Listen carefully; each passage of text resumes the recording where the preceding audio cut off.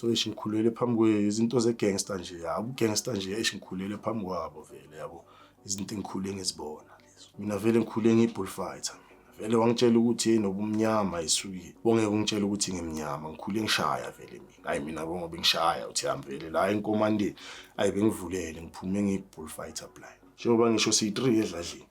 ngilami iGrootman yami ngikuthi naye bekuyigangster kunabantu besibabiza ama-gents lapha eNekasilam yabo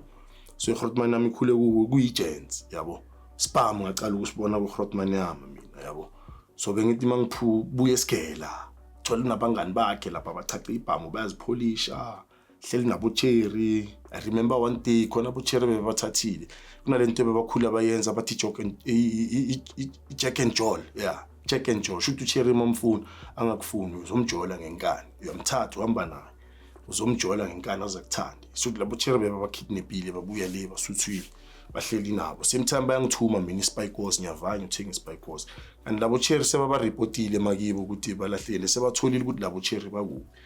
sengiseduze maybe 5 houses away from my house ngiyabona kuna mavena apakile wamaphoyisa lapha yana abona mangi-approach ngasedladleni le phoyisa malingena same time khaligana khona lapha yana edladleni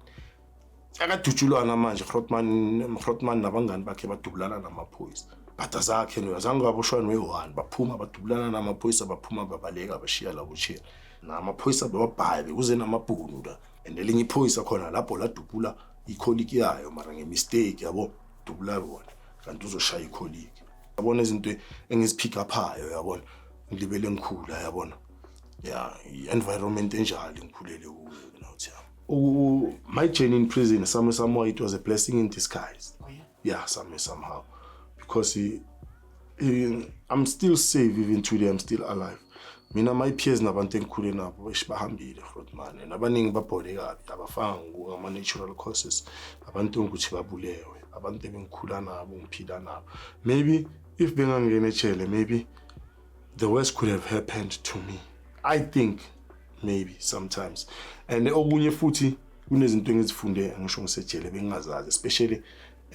life aspects izinto esiphila ngazo la emhlabeni bengingazazi ngapha ngingabantwana bengizobakhulisa kanjani abantwana ngingazi into ezempilo so kunento ezibhaya ezempilo engizifundile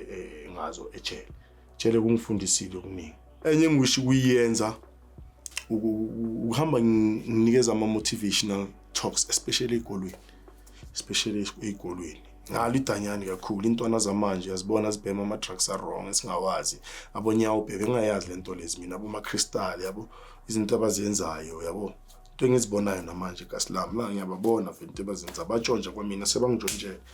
kumele bakhuthaza ukuthi nje ba stop bangazabi abayibona lapha le impilo le lapha because inzima kusika gogo lapha yana ukuze baze bagcina bangaboni ngoba bona bayenza izinto abazi bephambili ukuthi kwenzakalani yabo so at least mhlambe mabanami umuntu owaziyo lapha kwenzakalani 1 year 1 or 2 bangasaveke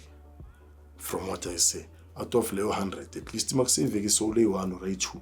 there is something it's better unlike all isaka lamaphutha ethu libole lonke ayibona manje